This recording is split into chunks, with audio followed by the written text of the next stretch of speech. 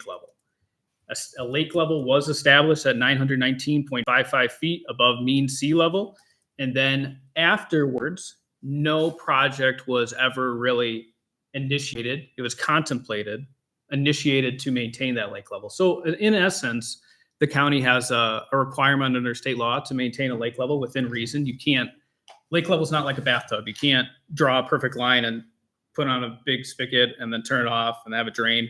There's variations that of course occur on a lake, but there's been no infrastructure to maintain that lake level. The history that we had was obviously in the 60s when this was initially petitioned. They did test wells, they had a plan for some augmentation stuff. It sounds like through the history, talking with the residents, there was some fighting and some squabbling, and somewhere along the lines, the plug got pulled, or whether it rained a whole lot, whatever was the reasoning, but there was enough contention after that level was already established that they decided to kill the project. We have some data that shows that they maybe offered 2 or 3 different suggestions, whether it was a combination of dredging, a combination of augmentations, or all of it. So we're not really sure what was the part that was most contested.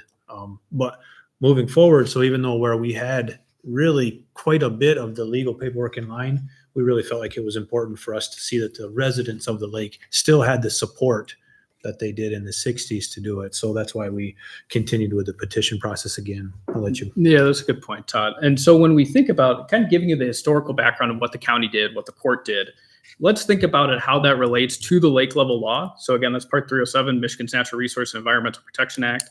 There has been some form of a lake level law in Michigan since the early 1900s. It's been recodified a number of times. I was looking up right before this meeting early this afternoon, and I believe there's a case referencing 1911 of when lakes were getting established lake levels. So what it essentially does is it has the court order what's called a normal lake level. Most people will call that a legal lake level. And then once the lake level is established, the primary funding mechanism is the special assessment districts. In other words, properties that benefit from the lake level, which are properties that can access the lake either through deeded access or lakefront properties, and they would be able to be charged for ongoing maintenance. The county's role under Part 307 is nuanced. There's an interaction between you all on the Board of Commissioners and Todd's office. And what it looks like is ultimately the county has an obligation to follow the court order that was entered, as well as under the lake level law, maintain the lake level. It's within reason. If you look at the definition of normal lake level in Part 307, it talks about normal variations and reasonable variations due to the weather and so forth. But your ultimate goal is to maintain that lake level that has been ordered. You would then maintain the infrastructure for the lake level. So in this case, if there were augmentation wells, you would pay to, or you would maintain those wells. Potentially, if they use electric, you would pay the bills to lit the electric, and you would assess those costs to the property owners. Then the county board utilizes what's called a delegated authority. So my recollection is Montcalm County has about 5 established lake levels. Todd is your delegated authority. In most counties, it is the drain commissioner. Drain commissioner does essentially day-to-day things associated with the lake level. If you get a constituent complaint, the lake looks down, investigating that, coordinating professional engineers to inspect any infrastructure that exists. That's an obligation, Part 307. If there are costs that need to be incurred to maintain the infrastructure, he gets the fun job of recommending what the apportionments of those costs should be, let's say lakefront versus backlot and so forth. Ultimately, county board of commissioners job is more of a overarching job of supervising the lake level. And if there are assessments, you are the final stop. Assessments have to be approved by the county board of commissioners for lake levels, which is different than drains. You have to approve any assessments. So going on to page 3 of this packet, the problem is pretty evident and it's pretty clear. And this is a little bit of an easy example to show with this lake level is normal level was established, but you really don't have a great means to maintain it. You have a lake without anything to maintain the established lake level.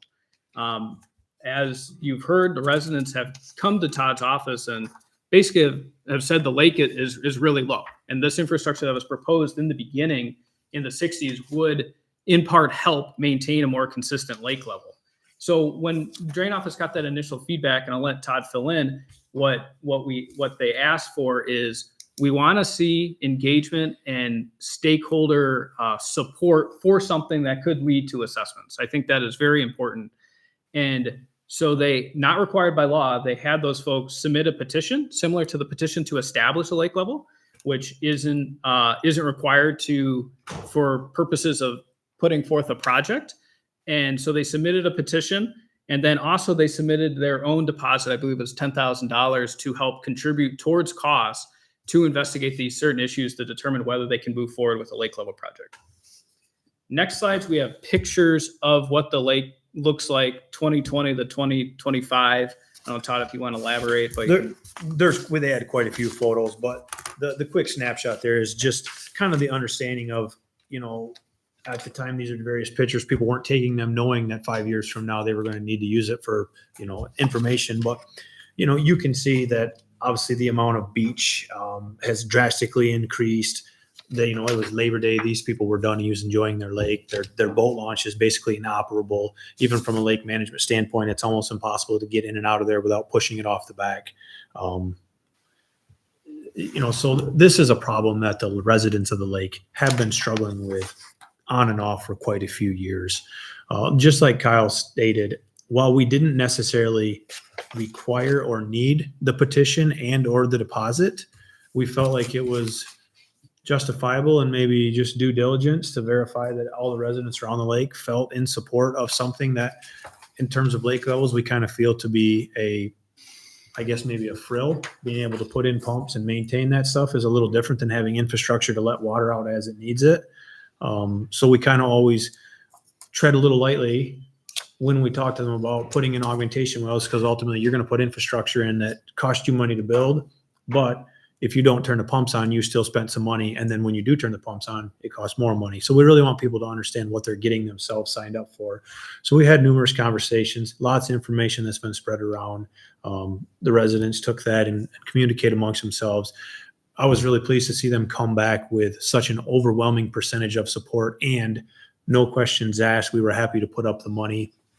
Generally, that $10,000 good faith that we ask for is the money that it would take to get us through the process to establish that district. So that puts them having a little skin in the game, saying that this is something we really want, because theoretically, there's no ability to recoup that money if this went down in flames between here and circuit court.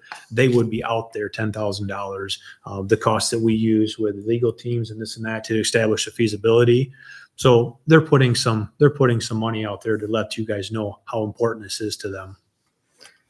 Yeah, and when we go on to the last page here, so we know what the problem is. The problem is there's a lake level established with not basically any mechanism to maintain the lake level. We know that the county is obligated to follow that order, and we know that the statute also requires following the order once it's established. So items to investigate and complete, and this will lead into the resolution, is the ordered lake level correct? Is that the actual level that should be maintained? I've seen some odd results in lake level orders that are over 50 years old where that number that they put in there, you talk to an engineer, it's like, oh, that's actually not the number. Maybe it's a clerical error or something. So that's number one. Number two, and most importantly for the county, is formally establishing that special assessment district in the court order. So the current version of Part 307 from 1994 requires the court, it says it shall establish a special assessment district.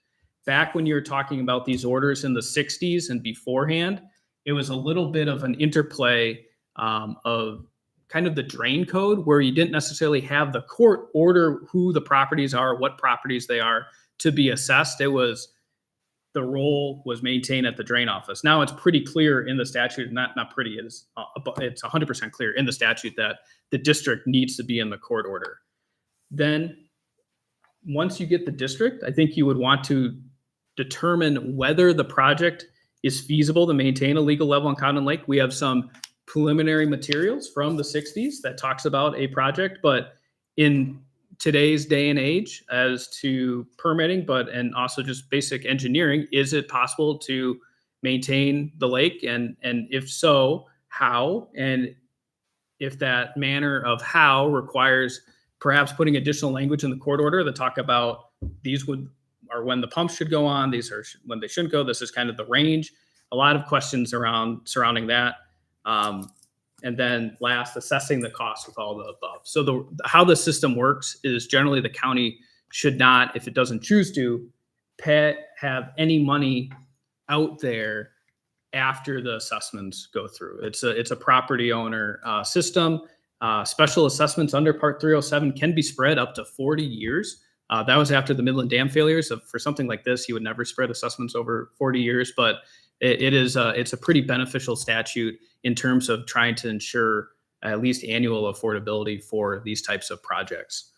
So when we look at the last slide here before the questions, resolution before the board would be to retain counsel and an engineer to assist with establishing the district and those lake level questions. I think from my perspective, it probably makes most sense to establish the district right away because you don't have to do a ton of legwork into the level questions. And then you then have a backstop as to funding. And then 2 would be authorizing that petition in the circuit court. So to create a district or make any changes whatsoever to one of these court orders, you have to petition the court. And this is a very odd process where every single person in the proposed special assessment district gets notice. They get mailing notice to a court hearing. That's, there's not a lot of court hearings where you invite the general public to. It's almost more like a township board meeting. So everybody would get notice. They would be able to see why they're in the special assessment district. They can offer testimony if they want, very similar to a public hearing. And so authorize the circuit court petition. And then there's a request for a contribution of funds. I'll let Todd elaborate more on that. And then last, the lake level statute, because of the oversight provision of the county board to its delegated authority, requires anytime you're going to spend over $10,000 annually on a lake level project, that you guys have to authorize that. That I think in my past experience, that scares county boards sometimes because they see that and they say, I'm going to allow you to spend over $10,000, but there's no cap. The reason why there's not a cap is one, the statute says approve over a $10,000 expenditure. The second reason, more practical reason, a better answer is the statute requires for any project that the assessments and the computation of costs have to be approved by the county board of commissioners. In other words, Todd can't go and just spend, $30 million and then the property owners or the county's holding the bag. There's the second level of review. And with that, I'll open the questions. I don't know if you want to talk about the funding request, but yeah. So in Macomb County, we do have one lake that uses a regular reoccurring funds. But as a general rule, we don't have what would consider to be a revolving fund for lake level projects. It's not a regular thing that we experience. So for right now, the few lakes that we have projects that do come up, I do currently come back and ask if we're allowed to spend greater than $10,000. But most of our stuff is pretty trivial. It's a few $100s here for an inspection. It's maybe the dam inspections that are required by Eagle. So we never have really had to levy very much money on a lot of these projects before. With this project, and then I'll be back in another month for another lake that has the same type of situation. I think we need to be talking about, yes, we need some money to be able to operate on this until we get through the process where we're ready to bid a project if it happens. But I think we also need to look at establishing a revolving fund for lake levels. Because if I come and talk to you now, I'll be back talking to you in a month, and I'll be back talking to you every single time that somebody brings a petition to us asking, where would you like to get the money from? So maybe now is a worthwhile time to start thinking about setting aside some funds for these future upcoming projects. Okay, where do we go from here? What's your pleasure? Where do we go from here? How many dollars are you talking about, or what's the next move? What do we have to do today to? Well, we have a continue the resolution here process? that's been provided. Yep. The resolution has a blank in it where it talks about money to set aside for us. I would love to get enough money to be able to get from where we are now. Let's say let's say we go through the feasibility and everything looks good, and I'd like to get all the way to where we get a project out for bid and we know exactly what the dollars are marked. Then once we can reassess that, we can assess it out. The lake residents, the revolving fund can be reimbursed. So what's the amount? I think $100,000 is reasonable for now, but I think I'm going to ask you for $100,000 in another month. So while we kind of have a resolution here to talk about this project, I'm not sure how you want to handle it. If you want to just pick 100 here and you want me to come back and ask for another one, or if we want to have a separate meeting to just establish a resolution, because this one won't be paid back when the other one comes around as well. Just, Mr. Chairman, Go ahead. just so I'm clear, $100,000, is that going to be paid back? Is that coming out of your coffers? How does this work, I guess? You say $100,000, you're going to come back and ask for another 100. Where is this money coming from? Right. So you as the county board would delegate where you would like to set aside some money to establish a revolving fund for us to be able to use to cover these expenses until we get there. When that gets paid back is when we finally get a project and let's say we go out for bid and we need to go and borrow $500,000 and we need to charge this back. Once we collect that large dollar amount, we say, oh, the county when we borrowed $80,000, here's your $80,000 back to reestablish that fund back up to the $100,000. The residents are on the hook for the entire cost of the project. So, sorry, go ahead. So essentially, say we put in $100,000 and this revolving fund would just be to pay off these lake level projects to start, and then it would go back into the revolving fund. So ultimately, we would be just paying out $100,000, correct? No, ultimately what you're doing is you're offering a zero interest loan to the residents of that lake. Right, but To if be it able was to- to go back into a revolving fund, we wouldn't see it again until every lake had their level established. Yeah, I guess I could see where you're coming from, that you're going to earmark $200,000 that you'll never get to touch again because you'll have it setting in this revolving fund forever. I can see where you're coming from.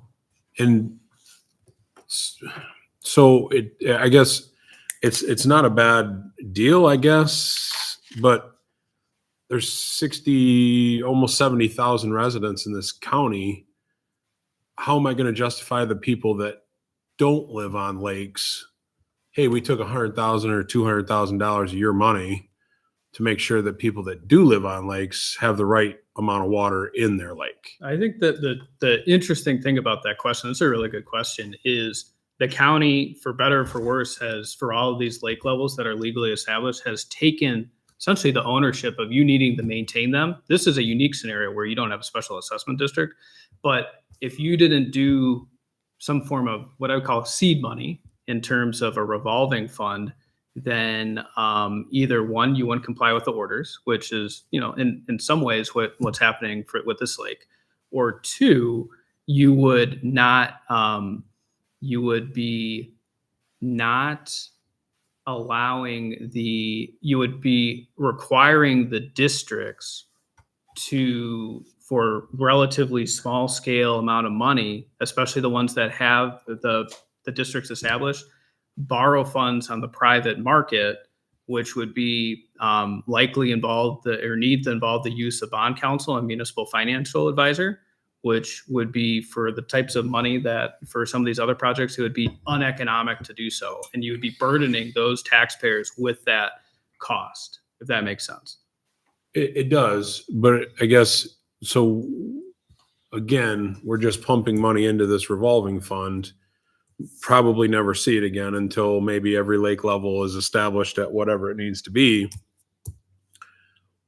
Where does it end, I guess? Why wouldn't we just say, yeah, here's $100,000 now, we'll wait until you pay us back, and then we just keep doing this Well, I back think and you forth? could have a conversation with the drain office. This is how I've seen some counties do it, is like, for right now, I don't want to say you have a major problem. You don't have a major problem. You have a problem. You have a problem with some of these orders of maintaining the levels and following the court orders. When you get into a more, what I consider a stable situation, is I've seen some counties, they utilize that revolving fund and they would otherwise charge interest similar to what the county would be getting on its regular investments. And in essence, although that money would be earmarked for these public projects, it would be in lieu of money you would have be sitting in your investments anyways, and you'd be retaining the same amount of interest, and you would be getting that interest from when those funds are assessed to the districts. So it would be, in essence, almost like investing in the community rather than, I don't know what kind of funds Montcalm County uses, whether you use like CLAS or something like that, where where they invest, like let's say tax delinquent revolving funds and that kind of stuff. Well, don't bring that up. I guess ultimately it's just, it goes back to my original question of, 77 people want their lake level adjusted. I have to justify that to my taxpayers. I don't know how that's going to work. I'm not discounting this. I know that these people want this done, but the revolving fund just kind of makes me a little nervous, but I'm one vote. What's the timing on that? Say we pony up the 100,000 and we're off to the races. When would we expect that money would be paid back? 5 years, 50 years? I would like to think neither one of those. I would like to think much sooner than that, because realistically, you might earmark $100,000 today. We might only spend 10 or 15 over the next few months we're only spending the money as we pay the bills and we walk through this process. But when would you think that you'd have your own funding and I would love to say in a that project at like the time of the year we are, theoretically, we ought to be able to establish a feasibility and have an insight of what this project is going to look like sometime next spring, summer. Okay. So if all goes well, we'd be looking at borrowing money for maybe doing a project late next summer, maybe the following early spring. So sometime in that time frame, I would say in a couple of years time frame, we would be looking to reimburse the revolving fund of whatever money we had levied. And 100, I feel like 100 is to the high side, because I really don't have any historical knowledge to tell you what it will cost. Let's say that the existing the existing elevation is good and it works. There's not a whole lot of data I have to collect. Let's say that it's as simple as the DNR agrees to allow augmentation wells on their property, and it's as simple as there's the proper electricity needs right there by the side of the road. Some of these things can be really simple. Maybe you don't end up with a piece of property, and maybe somebody who's got the best piece of property wants to get paid a mint.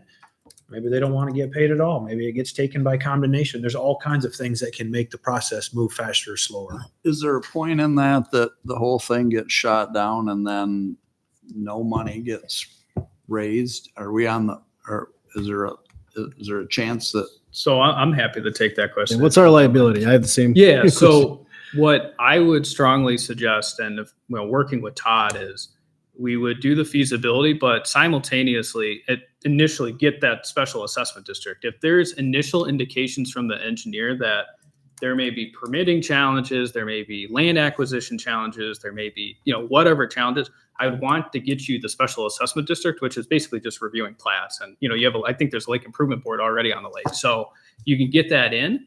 And let's say it comes down to it where it says, and I would hate this to be the case, and I'm going to kind of knock on wood, but it is not feasible to maintain the level of the lake. What I think you would do is you'd have that district established. Any funds that would be incurred, you would assess out to the district. And there is a mechanism to, at least through a court of appeals opinion, says you can abandon a lake level that's unfeasible. I don't think that would be pumps are much different, because it's not, it's not like you're constructing a big dam. I don't want to say that's the case, but that's the overall backstop, I think, for the county board from a financial perspective of the statute says there shall be a special assessment district. There's not discretion as to whether there is one or not. That would be your backstop, is if things are looking poor, go to court, get the district established, take care of the county, and move forward. So just to kind of summarize that, Charlie, the reason when you said what's your liability, that is why we asked the residents to bring the $10,000 up, because we feel that's a reasonable amount to be able to carry this to the point where we have an assessment district established. If everything after that, all signs are pointing no, yeah, the project can be killed. We already have the mechanism to assess anything out above, but ultimately they ponied up the money to be on the hook for the first part of it. So do we wait until that assessment district is created before we deposit the money into the revolving fund? I mean, if you felt that uncomfortable about it, you probably could. You'd be splitting hairs, but ultimately we still have to sign this resolution because I can't move forwards and act on anything without doing that. Sure. And the mechanism, if you don't, is like he said, I'm obligated to go and borrow money on the public on their behalf. Yeah. So. Yeah, and the backstop, the liability to the county with respect to, let's say you did nothing, and this is, we have a great lake here, and you could just see by the property owners that came, but in other situations, for example, Higgins Lake, when folks get dissatisfied with the county maintaining a lake level, there has been litigation where any interested party, any lake owner, can sue a county. I don't think we're And- interested in Ye- not yeah. doing anything. We want to be involved. We want to help. That's We kind just of the downside. Well, I think that's wanna that's know kind of to where what- I'm going with what this. degree and when it ends and when the next one starts and what the total package is going to look like. I'm not for trying us. to knock this over. I don't want anybody here to think I'm saying, oh, this, we don't want to do any of this and blah, blah, blah. I'm just saying that $100,000, when we're just hearing about this for the first time and saying, yeah, let's throw it into a revolving fund. I think we need to have a little bit more digestion period of, okay, yeah, that'll be a good thing to do or not. We need to focus on just Cowden Lake level right now. I think the revolving fund needs to be its own discussion, and maybe we have further talks with Todd about that. But right now, I think we need to just focus on what's right here in front of us, and that's Cowden Lake. So I guess I would need to know, how much money do we need to earmark to get Cowden Lake what they're asking for right now?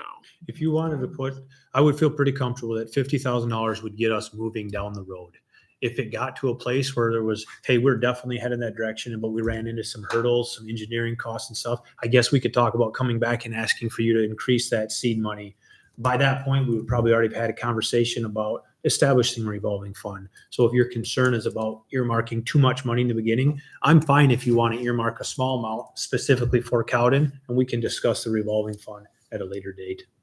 And I guess this is my last question, and no offense to company in the room, but how much of this money is going to go towards lawyer fees? It's really hard to say because a lot of the lawyer fees in this initial stuff are pretty simple. A lot of it has to do with how much. Nothing with lawyers is ever I get it, simple. but you also, this is what it is. I mean, if it didn't require the lawyers, we wouldn't be here doing all this stuff. I would have just done the job.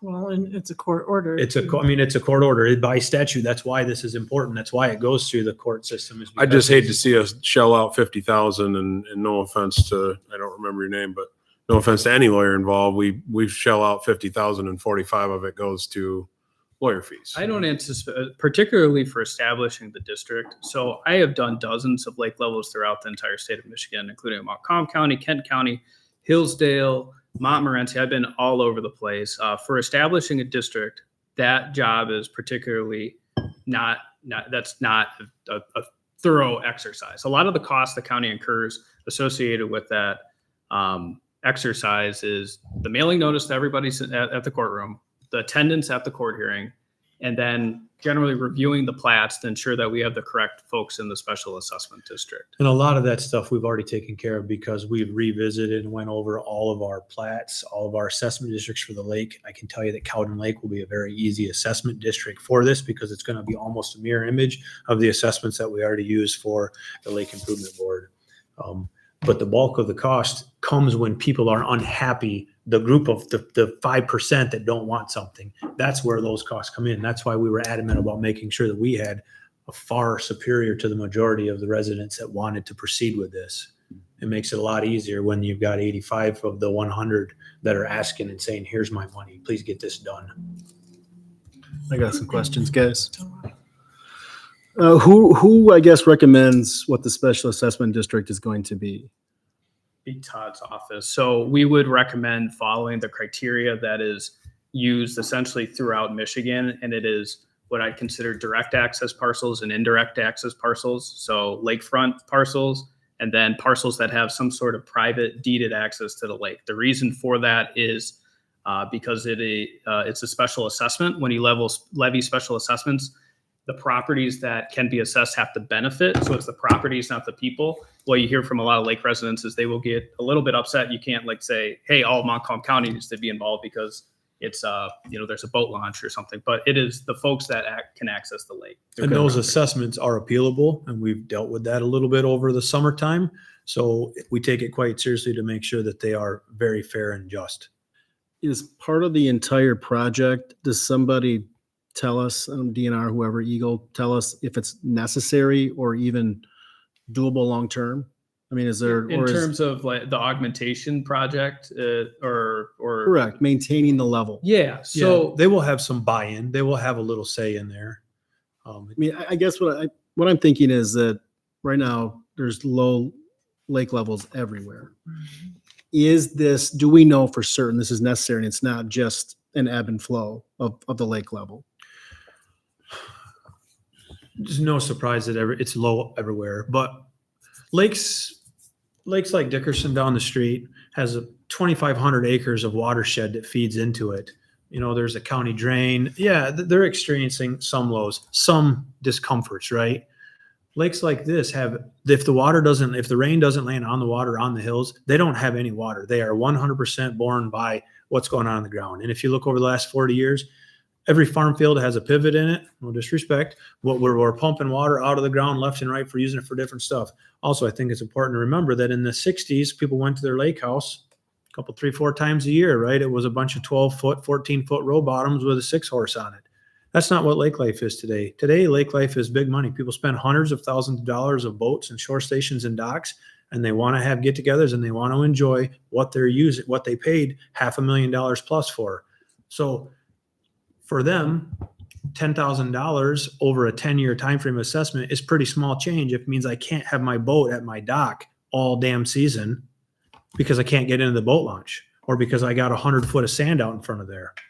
So it's your belief, regardless of the ebb and flow of lake levels, this needs to be done just so we can maintain and not have to worry about that. I those have cycles. plenty of phone calls over this summer about lakes that would like to have something done that I've had told them, I think this isn't the right situation. I think you need to wait. You need to come back. This isn't one of them. While this conversation is the first time you're hearing about it, it is not the first time that I'm hearing about it. And we've been discussing this for a couple of years.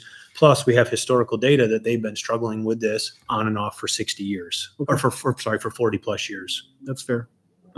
This is more for the attorney. Is there any benefit to us doing the revolving fund now than it would be just dealing with Cowden now and then worrying about a revolving fund in the future? I think some of the benefit of the revolving fund is if you just relied on that property owner deposit, you may get the special assessment district created. If you don't do the revolving fund, then the drain commissioner has challenges, retaining engineer. They even at least look at the initial feasibility of the project. We're getting a lot of questions from you, which I think is excellent, and they all make sense. And then we have a little bit of a struggle to answer them because Todd has a lot of experience in this field, but we're not engineers. We don't know. So I think at least getting an engineer engaged so we can start working with them and looking a little bit into the level issues would be helpful. And I think it would also be helpful in the long run. Let's say the engineer says, yeah, I'm looking at these files from the 60s and they make absolutely no sense. This may not make sense to continue to proceed in this manner. Then we can be upfront with the property owners, number one. And then number two, we don't waste more money, going through and doing all these, activities in court when it might not be the right idea. Okay. To answer I your got one question, more though, question, I don't think that I can't say that right today there's any benefit or negative towards establishing the lake level today or revisiting that in another one. It's not like Okay. we have a backlog of these. You got another month to think about it and for us to talk about it when we come back Okay. again. And then that leads me to the last question, and you've kind of addressed it. You said there's been some other lakes that have called you. Do you foresee in the near future? We have a lot of lakes in this county. I mean, more than maybe any other county in the state. Do you foresee this being other projects? We've passed out petitions to about 3 to 5 lakes this year. This is the first one that brought back all of their signatures. We have petitions for lakes that want water levels maintained. I have a petition going on for a lake that I share with Kent County that has problems. I have a petition that was filed for lake improvement concerns and they didn't have enough signatures. So would I think that we have another one right immediately for lake levels? Probably not. But I do think you have to face the fact that lake businesses become big business. And over the next 15 or 20 years, I don't think this is going to go less. I think these things will be more. I've always felt that Montcalm County, especially now and in the future, as far as real estate goes, is in a good position because of the number of lakes we have in the lake houses. And obviously they're not making more lakes really. And so I do think it probably is important to maintain those lakes, those levels to make it desirable that people want to, move in. Well, we've talked about it. I'm on 8 of those lake improvement boards and We we've have talked about it. 18. I mean, I spend my whole summer talking about lakes. And I'm on Cowden Lakes Lake Improvement Board for full disclosure, but I think Todd and I've had this conversation. We kind of think that if one one gets this done right, there's gonna be several that say, this is what we need. This worked good on Cowden. And why that not do does it? kind of benefit the community as a whole.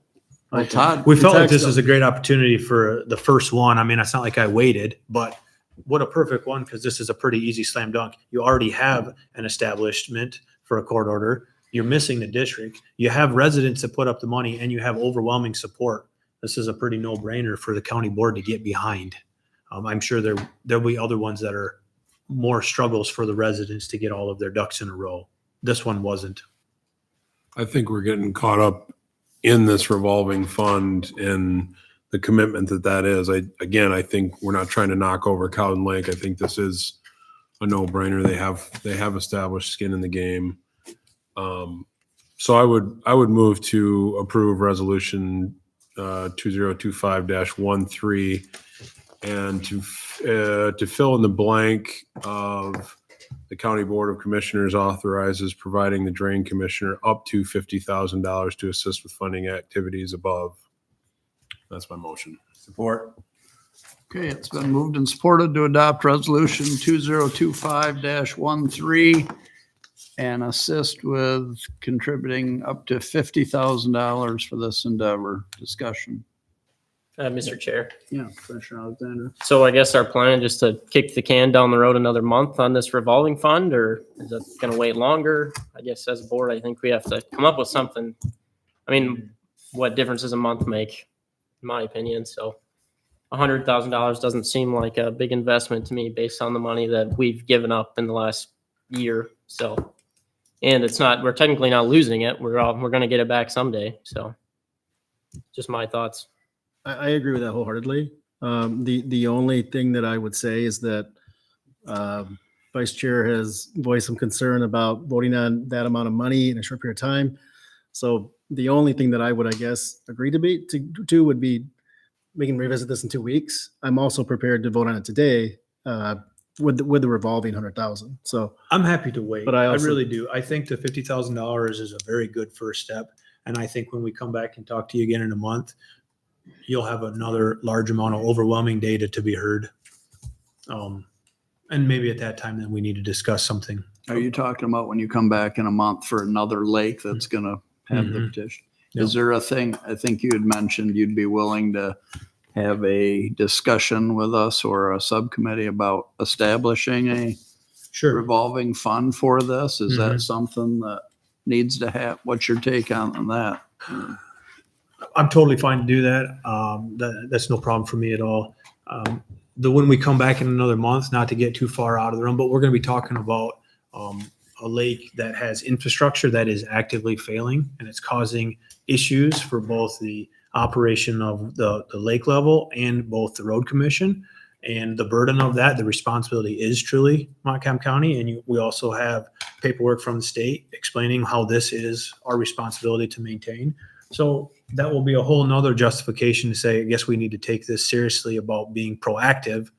And that will be a situation where you will not have the petition from the residents. You already have an established stuff and you already are required to do these things. And then you're getting the state saying you will do these things. And again, I'm not opposed to the revolving fund. I don't want to, I just want to be able to justify it, but also this is, for lack of a better term, this is just us dipping our toes in the water to see how this is going to work. I'm not kicking over any of it. I'm just saying to come here right away and say, yep, let's pump $100,000 into this revolving fund we'll never see again. I just need a little more explanation. I'm not trying to say yes, no. We can toss $50,000 more next meeting into this. Let's just ease our way into the low water levels. That's all I'm saying. I think your motion to adopt the resolution and contribute that money meets with the expectation or what the drain commissioner needs at this point, and we can talk about a larger amount or a more. And maybe the solution for the next one is different. We'll talk about it then. Okay, is there any other discussion? Yeah, Mr. Chair. Go ahead. Does Cowden Lake have a outlet structure on it? They do not. They do not. Cowden Lake is considered a kettle lake. They are 100% relying on groundwater. And that's why hey, we lose 16, we come back 12. It's just going down and down and down. Pumping water from the aquifer down below. I mean, let's be honest, the solution of what this project is yes, we're just gonna pump water from the aquifer to fill the thing up. It's not any different than, I guess, a farmer pumping it out of the ground to apply it on the crops. And it, theoretically, it's not so much that it runs off and goes into ditches that carry away, but, yeah, really that is the solution for it.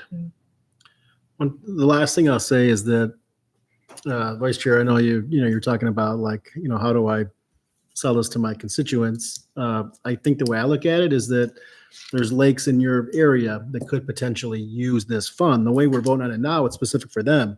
Do a revolving fund, it's open to everybody. So I think that going forward, that's probably the better way. And not to kick the can down the road, but I just want I want a little time to digest this and That's say, fair. okay, yeah, this is what we need to start doing. I am a little upset that nobody gave me more credit for my dipping the toes in the water puns, but I like we'll deal with it. Drain pulled the plug on the project earlier. I think it was unintended, but I have a whole bunch of puns, but I'll leave them. I'm going to call the question so we can get this. All over right. All those in favor say aye. with. I Opposed? Motion carried. Did we go over 10 minutes? no. I told you it's not the first 20 that's bad. It's the second 40. You asked all the questions. Yeah, you know. you're long on your own. You're bringing an attorney, and it's even worse. Yeah, no kidding. Up next is correspondence, Vice Chairman Peterson. All right.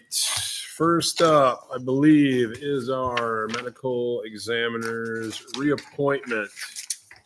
If you remember from meetings past, we had put a hold on this to see if we could go out for more bids. Came back with no bids.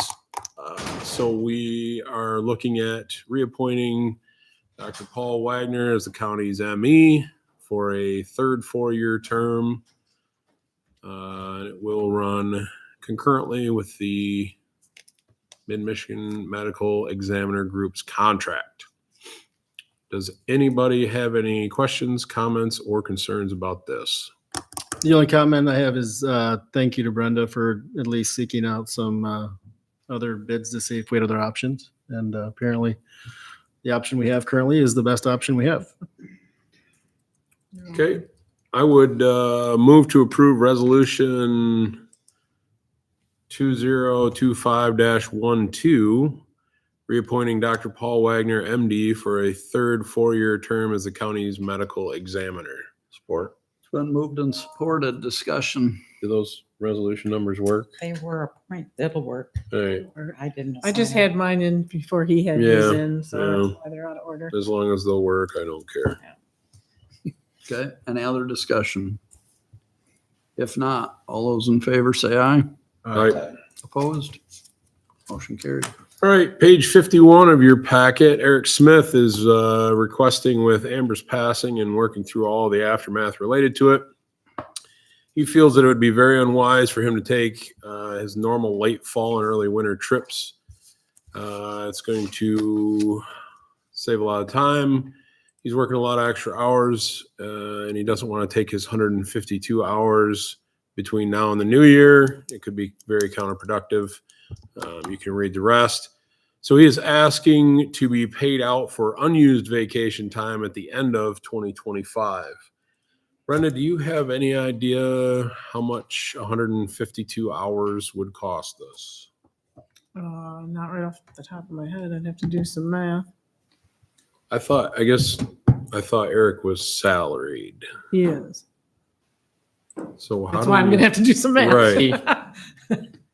Was it around like 110? Is that salary? That's his salary. Because I think I came up with around 9,000, a little under.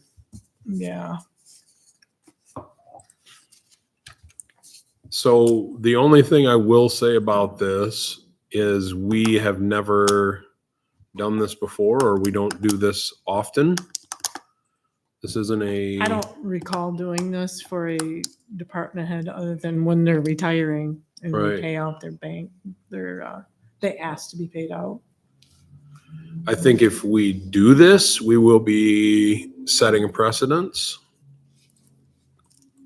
if directors or really any employees don't use their vacation, they will probably be asking to be paid out. Does anybody else have any thoughts on this? So I think other employees that are covered by their labor organization, Some. that's a contractual item, right? And so my question for the controller is the non-represented department heads, is there a handbook that would cover this, this particular section? So for instance, sick time payout, vacation payout, Not in this type of an incident, just in a retirement. right? And is that paid out at 100% when they retire? Just vacation time. Just vacation is? And the sick leave, they just lose it? Depending on how many years they were here. If they were here for, I believe it's 10 years in good standing and they left, not just retired, but left on good standing terms. Some unions get 25% payout on their sick time. Some would get 50. So I know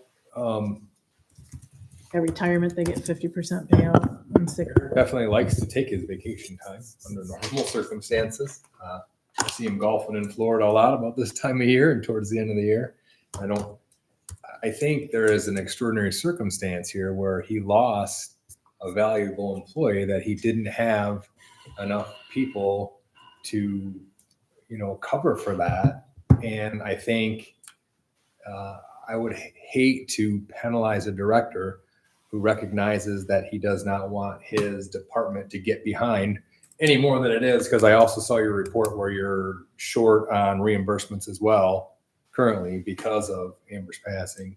So I understand what you're saying about setting precedents and not wanting to do that, but to me, this isn't a precedent-setting request because this is an extraordinary request where we don't necessarily have people in departments passing away unseemingly, causing that burden where the director steps up and provides that coverage to ensure that their department runs. So my only response to that would be, so it come out to $7,773.85 for his 2025 wage. By him not taking those days off, we're going to pay him to not take those days off, and then we're paying him to be here too. Mhm. So it's almost like double dipping in a way. That's how I see it. So- He's salaried though. So right, you're only paying once for that time. right. Well, no, He'll we're still going to collect give him a his payout salary. of $7,000, and then he's going to be here those days that he normally would have taken off. But he's also Right. saying he's here extra time as well too. But what is extra time as a salaried No, employee? our salaried employees. The only problem is I see our controller, she's, you can drive by here at 6:30 every night. She's still here. I think every director and elected official can probably attest to, hey, sometimes stuff happens, I'm not discrediting Eric's work and how much this is. It's an unusual circumstance, but I would hate to go down this road of, hey, let's pay unused vacation time, because I think we would have, in 2 weeks, we would have just about everybody else here saying, okay, I want my unused vacation time. And every bargaining unit we're going to bargain with is going to say, hey, you did this. I think our IAEP union actually asked for this and we said no. I don't know. Full disclosure, I'm not in favor of this. I won't be motioning for this to happen, but I'm just one vote. So to me, the bigger issue is that we have a director telling us that if he takes his vacation, he's very concerned about his department operating properly. Like that should be a concern of all of us. I am also a little concerned on the other side that it isn't a great precedent because, Eric, you can kind of come and go as you want, right? I mean, and so there's probably days that maybe you leave early and don't account for that.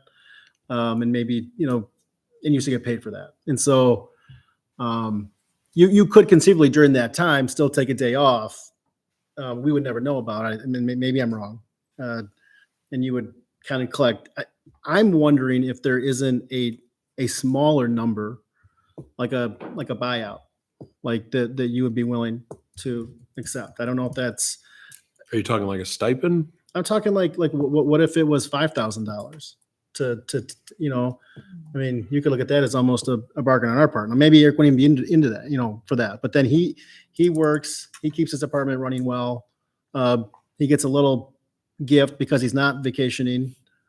I don't know. It's just a thought. I do think there's an issue when we're concerned about this department not running properly, especially when it is an emergency service department. And he feels like he can't do that, take that time. And so I just wonder if there isn't some sort of in the middle.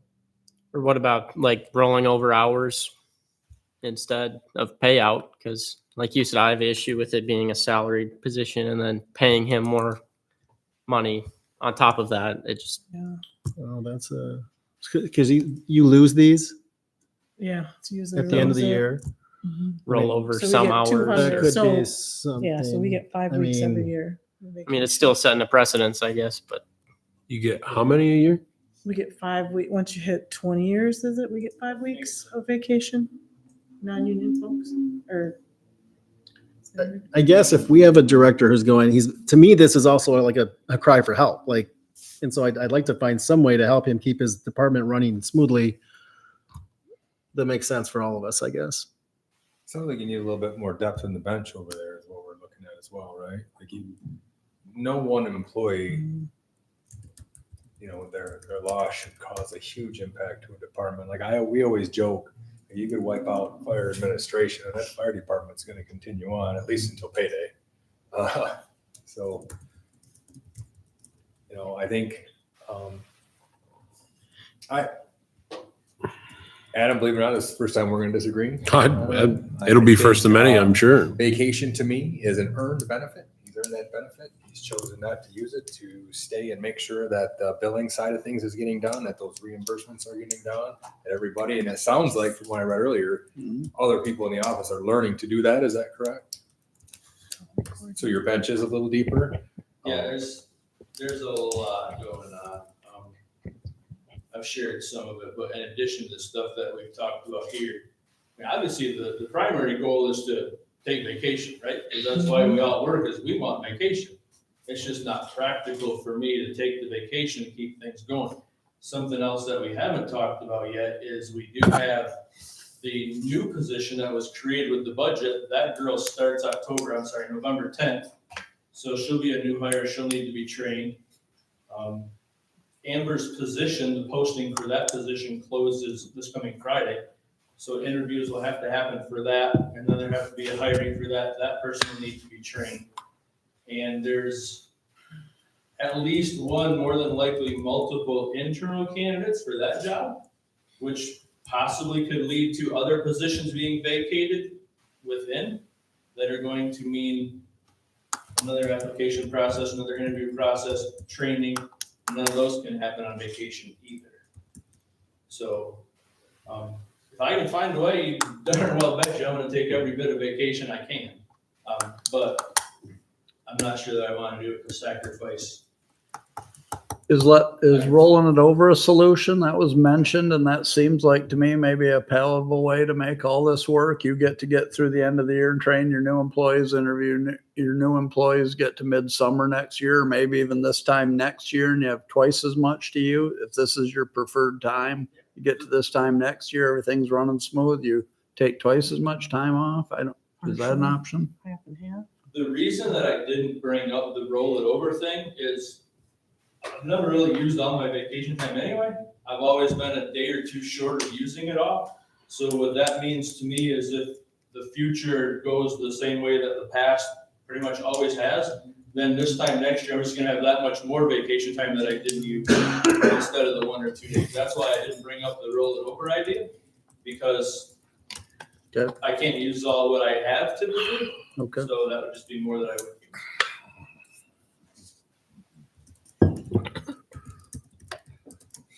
So, I guess we've heard from me. If anyone else would like to comment on this or make a motion for this, be my guest. Commissioner Johnson do you have an opinion on it? Well, I hate, like I say, I hate the precedent setting stuff. That's all. I mean, I know Eric's got a lot of hours in it and it's some different circumstances here with the passing of an employee and stuff, but I still, I don't like the precedent setting thing. I mean, the rollover vacation, that was kind of precedent setting also. I don't know the answer, but Right. I'm going to make a motion for it. I think there are emergency situations that as a board, we have to do things that we don't want to do in the future, haven't done in the past. We have a death of an employee who was very pivotal to that organization or that department. We know we have a good leader in that department who doesn't waste vacation time and is basically telling us like, if I take this, I mean, and I mean, you make some really good points. You've got these interviews, you've got hiring people that could be then need to hire the people that took those positions. And it sounds like you're going to have your hands full. Which is why he's the third highest paid person in our county. Yeah. But I don't think this is a money grab. I think this is something that's probably needed. So with that, I'll move to allow Eric Smith to be paid out his unused vacation time at the end of 2025. I'll support. It's been moved and supported. Discussion. Roll call, please. If there's no other discussion, roll call. Alexander, No. Johnston, no. Mahar, Yes. Johnson, Yes. Peterson, No. Carr. Yes. Motion failed. Okay, on to warrant reports. Oh, page 52, warrant report number 10162025 in the amount of $349,456.49. Next is warrant report 10232025 in the amount of $361,324.97. And finally, warrant report 10272025 in the amount of $462,536.59 for a grand total of $1,173,318.05. And I would make a motion to approve those warrant reports and allow for the appropriate signatures. Support. It's been moved and supported to approve those three warrant reports totaling $1,173,318.05. Discussion. All those in favor say aye. All right. Opposed? Motion carried. Okay, next up, the consent agenda, items 6 through 11. If anybody has any questions, comments, concerns, please ask them now. If not, I would move to place items 6 through 11 from the consent agenda on file. Support. It's been moved and supported to place items 6 through 11 of the consent agenda on file. Discussion. If not, all those in favor say aye. All right. Opposed? Motion carried. Okay, the rest is for your information only, and a resolution from Grand Traverse City County, release funds from opioid settlements. No idea what that is, but if nobody has anything else for that, I will yield my time and say that has been your board correspondence for Monday, October 27th. Thanks, Vice Chairman Peterson. Up next is committee reports, collective bargaining from October 14th. Vice Chairman Peterson. Oh, me again? Pheesh. That as well. Collective bargaining from Tuesday, October 14th. Members present, myself, Commissioner Johnston, and Commissioner Alexander. There was other people here. Meeting was called to order at 1. Public comments, none were given. Motion by Johnston, supported by Alexander to go into closed session at 1. Motion by the same and supported by the same to come out of closed session at 2:23. Public comments were offered, none were given. Adjournment was 2:24, and I would move to place those minutes on file. Support. Been moved and supported to place the collective bargaining committee minutes, October 14th, 2025 on file. Discussion? If there's no discussion, all those in favor say aye. Opposed? Motion carried. Thank you, Chairman Peterson. New business, number 1, clerk correspondence. Number 2, controller correspondence. I'd just like to reference that Parks tour packet that I put on your desks. Doug's here if you have any questions about any of the potential next year improvements that we listed in there. And then as well, I'll probably be back next month, at least next month, for our park rental rates, to do an update. I'll be bringing that back for discussion. With all the improvements we've made, we need to do something with our park, our Camp Ford Lincoln rate. We're not collecting enough from that. I think it's $1,500 for a week right now, isn't it, Michelle, for a county resident? And I'm gonna pay $2,500 for a weekend next year for one up north that accommodates the same number of people. So that's something we need to look at. I think so. Did we talk about establishing rates for in-county and out-of-county, or do we already do that? We do that. So I'll be back next month with those, so we can start that discussion, and because our parks, and we'll need to tend to our parks rules potentially once we get done with this ordinance. And we need to get all that done by the 1st of March. So when our park season starts. Okay. I had one for Doug, maybe. I had a constituent ask me about Cromp Park a while ago. And I know you and Brenda were gonna go tour that. She didn't like the rocks and the beach area. Our plan is to create a sand beach area. Read that as application, getting from the ground to the lake. So yeah, we're talking about taking the sand beach area. We lost so much land to erosion. Right. That's the reason for rock, because we were gonna have a place for a beach otherwise. Yeah, no, I explained that to her, but Now we gained 10 foot of landscape, so with a low water. Do we need to look at the lake levels? you know. She also mentioned maybe the playground equipment that was up near the pavilion that had been removed and nowhere for kids to, is there any? Nothing's been removed other than one swing set, and that was because of the erosion. There is a swing set, I would say. Okay. Yeah, I was gonna say it. Picture of the playground right here. Yeah. Yeah, that's got a decent one. Okay. Good. Thank you. Anyone else have any questions for Brenda or Doug on the park? Chairman Carr? Yeah. I'm wondering if we could revisit the rollover possibility, The for- what? I'm sorry. the rollover possibility for Eric. Oh, we're on to that. We had no, I know, but now it's correspondence. I'm just wondering. Are you done? Yeah, I'm sorry. guess. I thought Yep, you opened up to the board. I'm sorry. Yep. Yep, I'm done. No, I was asking if anyone had any questions for That's Doug or Oh, Brenda. my on the bad. parks. My bad. Okay.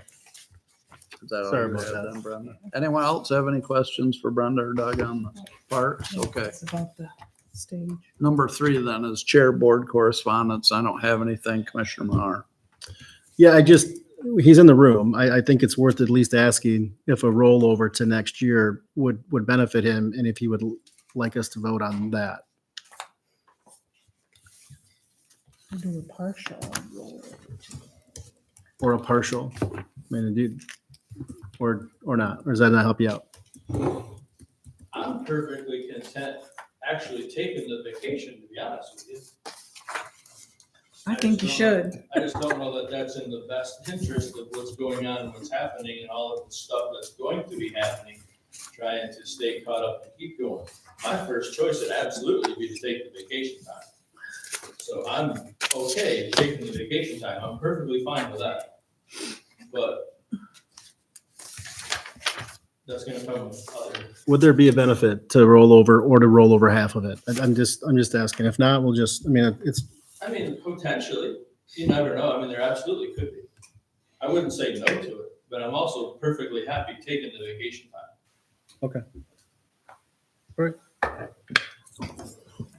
Anyone else? Mr. Chairman, Yeah, go ahead. just to revisit the controller's review, that will happen at the next meeting.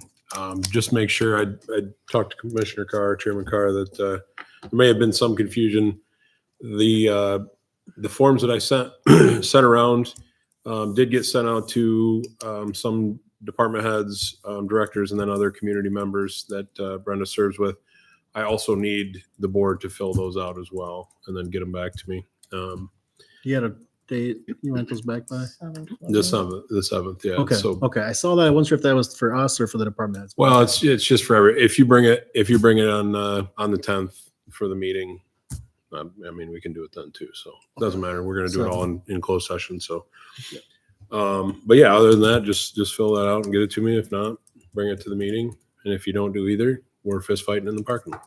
So You had mentioned that I can just type on it, and I wasn't able to do that. well, it's because your iPad is from 1994. I don't even think you can type on that thing. All right. Does it still receive faxes and I stuff? don't know. Yeah, exactly. All right. I don't know how to do it either. You want me to have It Caroline worked call for you? me. Did you try The Word laptop version? document did work. Well, see, you just got to be young, I Yeah, think. I'll Use the- figure it use out. your I got my foot in both camps. Can you forward it to me? Yeah, might Yeah, have. no kidding. I'll figure it out.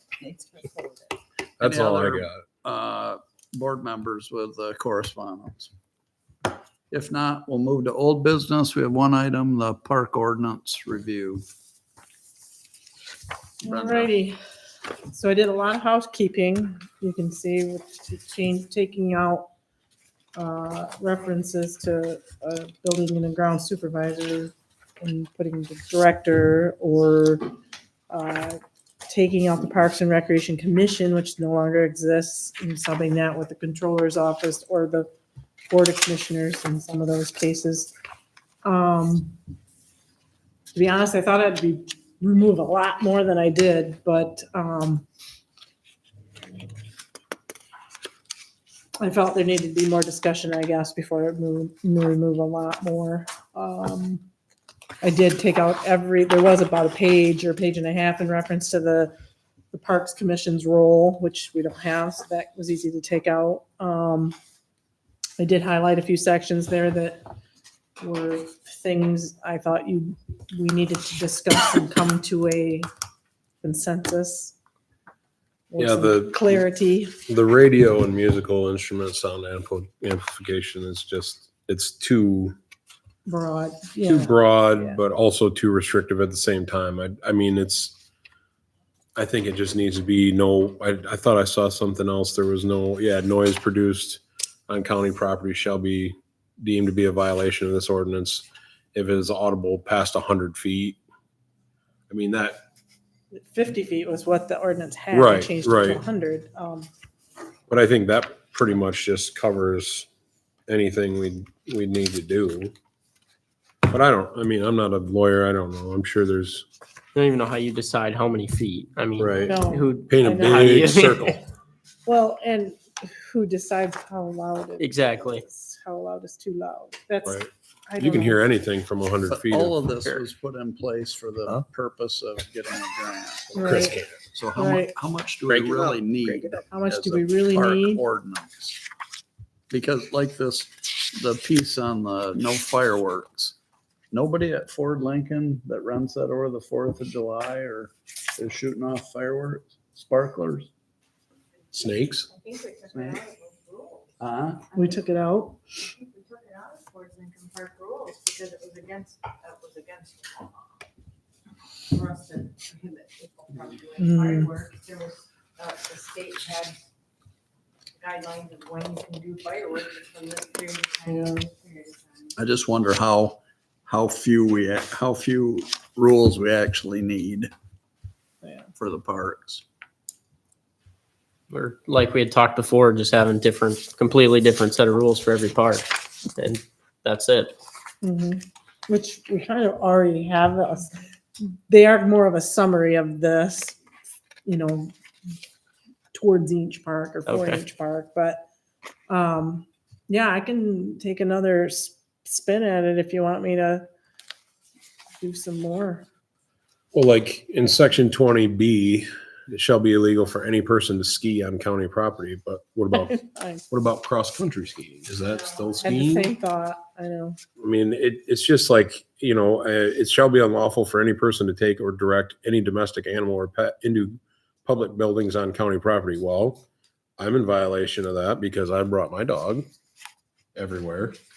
I mean, what are they going to take them into we can't, are they not allowed to bring pets to Camp Ford Lincoln? I think we allow it, Right, as long as we clean up after 'em. right. Which is understandable, but like, at McCarthy Park, we can't bring a dog in the bathroom. I don't know. Just seems weird. I said this earlier, I looked at the park and you sent out, and 2026 potential improvements, we're going to install the stage in a large pavilion to invite performance, but that performance better not be heard more than 100 feet away. It doesn't make any sense. Yeah, I've read a lot of noise ordinances, almost every one in the county, and most of them do read like this one. And that does make sense to me. I mean, when I was in police work and we got a noise complaint, we would go and we would listen and see if it was unreasonable. Right. And if it was unreasonable, then we would talk to them or potentially rarely issue a ticket. But I think putting feet on it is just, there's no Yeah. way to really police that. Well, I think Commissioner Johnston said it best last meeting. Who's going to enforce this? Like, I mean, what are we going to go stomping down to McCarthy? Like, is it because it's in my district? I got to go there and be like, hey, turn it down, kids. Well, that's what my point is. This was put in place for the purpose of getting grants at one time, and until last summer when the McCarthy Park debacle happened, we've never used this ordinance. So we must not need one. Do we have rules in place for each park that we feel are adequate? Or not? I think we do, don't you, Michelle? I do. If we've had any issues with any of it. Well, the Yeah. other problem with this is that when you're making a broad ordinance about our parks, those parks are all different, Right. and their uses are different. Yeah. So I don't know. If Pepke one, Park hasn't been mentioned once. That's- I don't know if What do one you- broad. right. What do you like? No playing in the weeds? Oh, darn it. Guess we just get to park and leave. Oh, darn it. That's why they call it a park. So, Yeah. There is skiing allowed there, though. No skiing on any county parks. I don't know. I know, Brenda, you're looking for a little bit of feedback, but I think my feedback would be we need to just make this a lot less broad and just, I think we can make it one page, like, don't be a jerk. End of the story. I don't know. I think we could rely on the rules that are posted at every park and forget about having a parks ordinance. Go back to repealing the parks ordinance. and- Oh, boy. Elizabeth, aren't you late for something?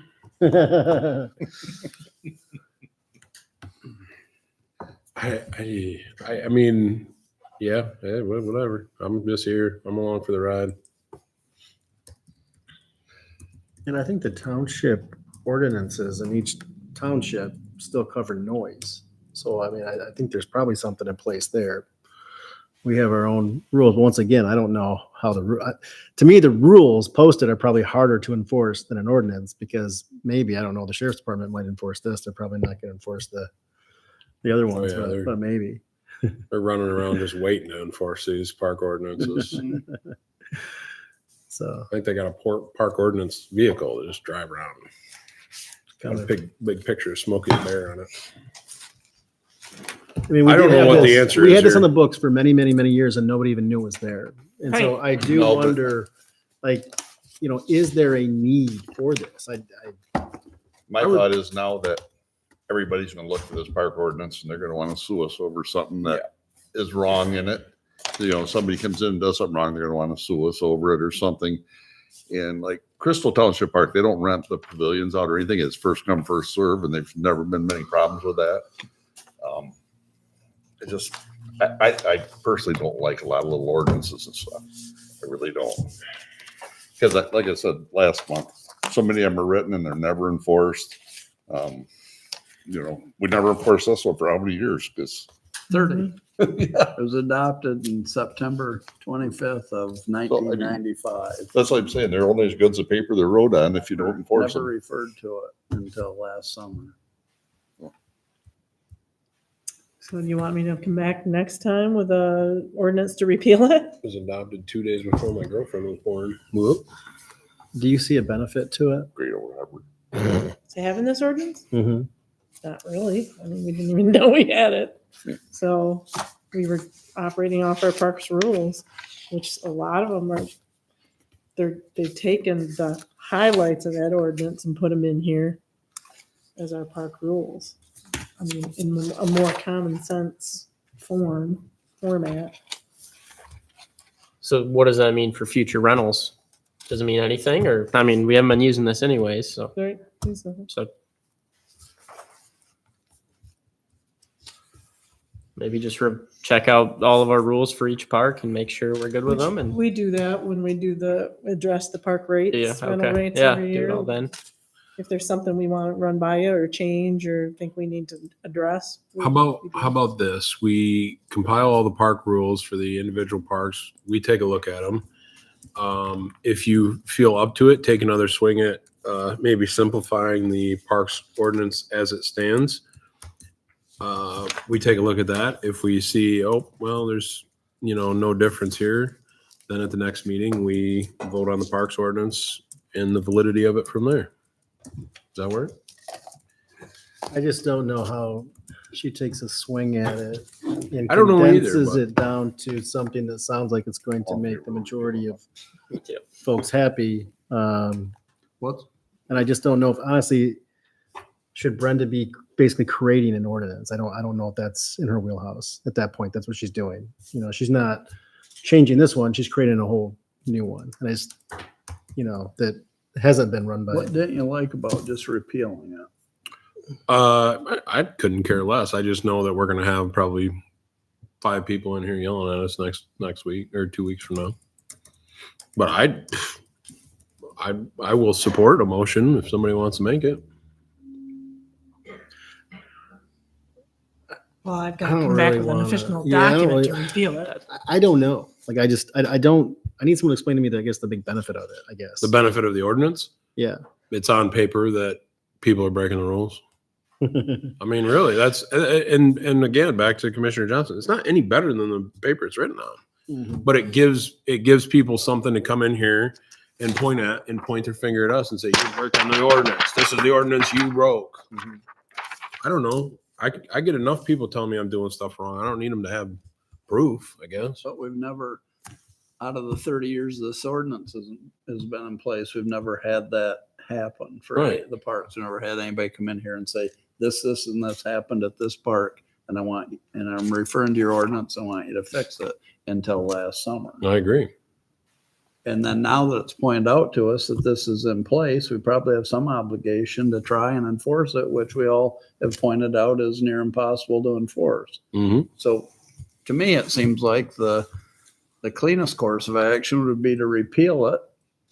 And if in the future a big problem arises at any of the parks that needs to be dealt with, we'll deal with it as we know it's a problem, not try to invent scenarios that could be problems with a big park ordinance. I don't know. Just saying. So we're not comfortable repealing it this meeting. When do we want to talk about it then? Well, I I have, heard from Brenda that we just can't. She has to do yeah, that. if we're going to repeal it, I have to come back with another ordinance saying we're repealing it. Mm. Like we have with the planning commission one and what other one did we do? Can't remember. So do you need a motion to create that ordinance? I don't think I need a motion. I think you just can instruct me to do it. What do you think, Chris? I think you're just instructor. Who's going to instruct her? I think it sounds like a great idea. I think they just did. Is that, I'll do we take have that as consensus on that? Is that what everybody's kind of? Yes. Instructed. Charlie? I don't know. I just, Oh, I boy. don't know if there's holes in between our rules and this. I'm leaning towards that. I just, I mean, this seems like it's way more than what we need, Mhm. and does create potential headaches for us to try to manage these rules. There's our McConkey Park rule. I was gonna say, why don't you email those around and Almost 2 pages. Prompt is 1 page. Yeah, I can scan these. And the and rules send The of- them. individual parks have rules. Yeah, Shouldn't that be enough to manage the parks? I would think so. and a lot of the rules are probably pretty congruent with law, noise So ordinances. to have a county Right. parks ordinance, Yeah. Then my question is, who enforces the rules? Well, on the Exactly. big signs that we have in each park that are kind of a summary of the rules, which is a summary of the ordinance. It says any complaints come to our office. They need to call our office. So, The only thing about this is it has a civil infraction attached to it. So, I mean, it is enforceable, as a fine of $500 or something. But it's not enforceable if the sheriff won't send the sheriff over there. That's true. Big contract with Stan. I saw that. I would think, what does it say in our, these, it doesn't say that on here. I think we tell them if there's any issue, if they're having any issues to call the sheriff, don't we? Because it's, a lot of times it's on the weekend or after hours, so they're not gonna get anyone in our office if they call us. Oh, they called Doug first. Well, they call Doug first. You mean the central dispatch does, oh, I'm sorry. calls Doug. People that run it sign an agreement that they're agreeing to the rules. Yeah, that's part of the, On any of the rentals, but just people walking into the park It has and nothing to do with this law.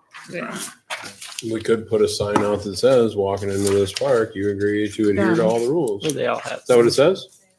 Well, it's just Yeah, pretty we much got- the rules, a summary of the rules, but they need to be updated too with the signs. Right. well, under old business, number 1 is the park ordinance review. What's your pleasure? I thought we were instructing. We were looking for consensus. Is that still, I would say if Brenda sends the rules to the parks around, we all review those rules. We come back in a couple of weeks with the rules in tow and an ordinance to repeal the park ordinance, and we vote on it from there. I'm sure we will get spirited public comments, but we can deal with it then. I definitely don't want to just tell her to bring back an ordinance to repeal without being able to see what the rules are first. Right. But I'm saying just get that in motion, have it here if we need it. If I can not, scan then we this don't. and send it to you. Is Just it- because it's there doesn't mean it's an ordinance until we enact it. Is it worth asking legal if they think we should have one of these? Or, I mean, does MTA weigh in on this type of stuff? Like, yes, as a county, you should have a parks ordinance. MTA, MTA, yeah. Michigan Township? You're thinking of Or not Mac. MTA, not MAC, you mean? Sorry. Oh, Forgot where I'm at. I don't know that MAC would weigh in on it. I don't know. Like, I mean, I do know that we've gone 30 years or so and never had to use it. And that kind of tells me, but sometimes you don't need something until you do. So I don't know. I mean, we had the same conversation this summer. We pretty much went the same way, and they said, Yeah. let's just wait and see how it goes. So I don't know. I've said my piece. I'm getting I don't think tired. it's the end of the world to repeal it. So I don't think it matters which way we go over. 'Cause we get a lot So of I'll come back comments. with an ordinance way. repealing the park ordinance, or put that in your packet. I'll email these current park rules out to you. okay. I'd As soon as I talk to get back legal and to- see what their opinion is on it, and then we go from there. all right. Fair enough. Public comments. I move to adjourn. Sport. It's been moved and supported to adjourn. All those in favor, say aye. All right. I don't usually not have an opinion, but I don't know, but I have no idea. You were on the fence, boy. You couldn't be teetering one way or another more. I don't know. Well, we haven't said anything bad about anybody yet. You don't shut down your